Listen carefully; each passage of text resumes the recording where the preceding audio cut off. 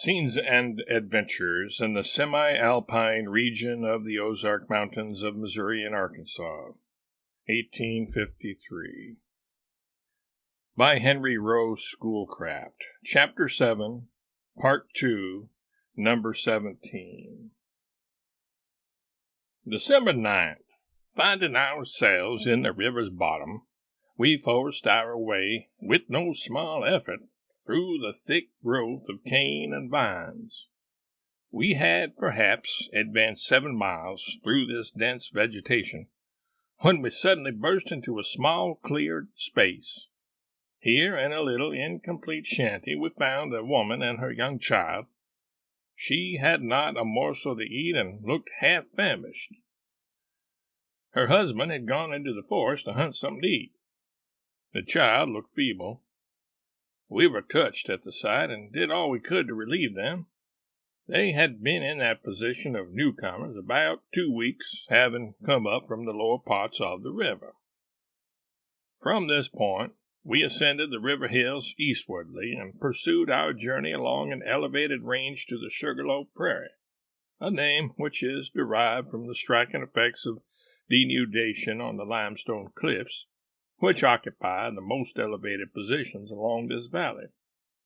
We were received with blunt hospitality by a tall man in leather called Coker, whose manner appears to be characteristic of the hunter. Our approach was heralded by the usual loud and long barking of dogs, and we found the premises surrounded by the invariable indications of a successful hunter. Skins of the bear and other animals stretched out on frames to dry. We were no sooner at home with our entertainer than he began to corroborate what we had before heard of the hostility of the Osages. He considered the journey at this season hazardous, as he thought they had not yet broke up their fall hunting camps and retired to their villages on the Grand Osage. He also thought it a poor season for game and presented a rather discouraging prospect to our view. My gun having proved useless, we tried to obtain a rifle which he possessed and seemed willing to part with, but not at a reasonable price. Mr. Coker represented the settlers of Sugarloaf Prairie to consist of 4 families situated within a distance of 8 miles, including both banks of the river. This was exclusive of 2 families living at Beaver Creek, the highest point yet occupied. December 10th. It was noon before we were prepared to depart from Coker's. The old man refused to take anything for our meals and lodging, and we bade him adieu after taking his directions as to the best route to pursue to reach Beaver Creek, our next point. We traveled through a lightly timbered, hilly, barren country, about 8 miles, when the skies became overcast and some rain fell.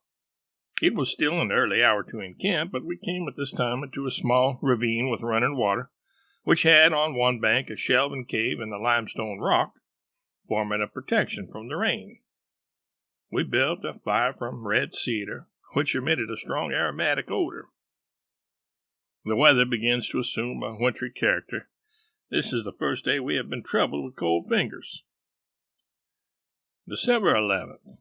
We left our camp at the cave on Cedar Brook, and resumed our march at an early hour, and found the face of the country still rough and undulating, but covered to a great extent with brush. My companion thought we had gone far enough to have struck the waters of the Beaver, and as he carried the compass this day, he deviated westward from the intended course. This brought us to the banks of a river, which he insisted, contrary to my opinion, must be the Beaver. To me this did not seem probable, but yielding the point to him, we forded the stream at waist deep. We then ascended a lofty and difficult range of river hills, and finding ourselves now at the level of the country, we held on in a westerly course, till it became clearly evident, even to my companion, that we were considerably west of the White River. We then retraced our steps, descended the river hills to the bank of the stream, and followed up its immediate margin in search of a convenient spot for encampment, for by this time night approached rapidly. We were soon arrested by a precipitous cliff, against the base of which the river washed. As the sun sank lower, we felt a keen and cold wind, but could not find a stick of wood on the western bank with which to kindle a fire.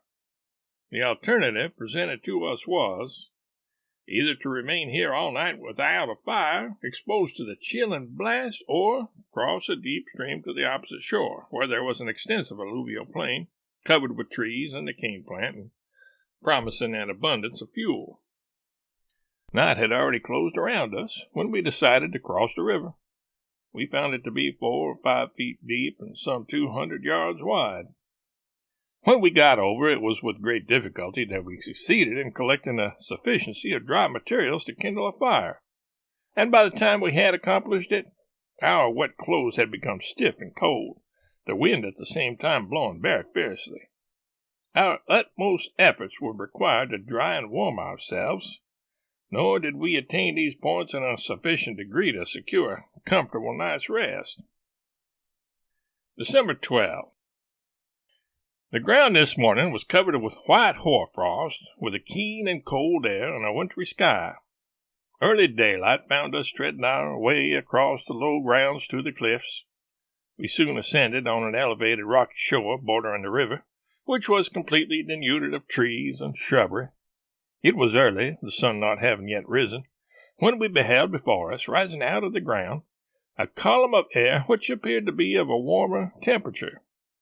Its appearance was like that of smoke from a chimney on a frosty morning. On reaching it, the phenomenon was found to be caused by a small orifice in the earth from which rarefied air issued. On looking down intently and partially excluding the light, it was seen to be a fissure in the limestone rock with jagged narrow sides leading down into a cavern. I determined to try the descent and found the opening large enough to admit my body. Feeling for a protuberance on which to rest my feet, and closely pressing the sides of the orifice, I slowly descended. My fear was that the crevice would suddenly enlarge and let me drop, but I descended in safety. I thus let myself down directly about 20 feet and came to the level floor of a gallery which led in several directions. The light from above was sufficient to reveal the dark outlines of a ramified cavern and to guide my footsteps for a distance. I went as far in the largest gallery as the light cast any direct rays, but found nothing at all on the floor or walls to reward my adventure. It was a notable fissure in a carbonate of lime, entirely dry and without stalactites.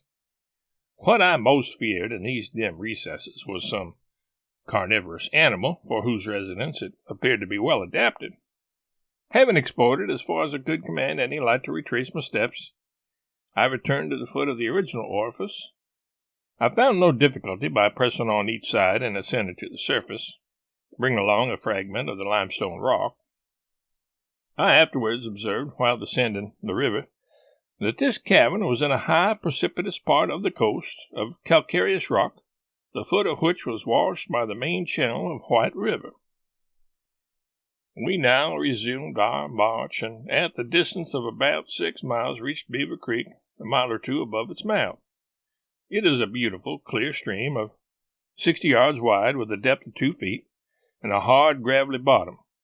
We forded it, and keeping down the bank, soon fell into a horse path, which led us, in following it about 1.5 miles, to a hunter's dwelling, occupied by a man named Fisher. He received us in a friendly manner, and we took up our abode with him.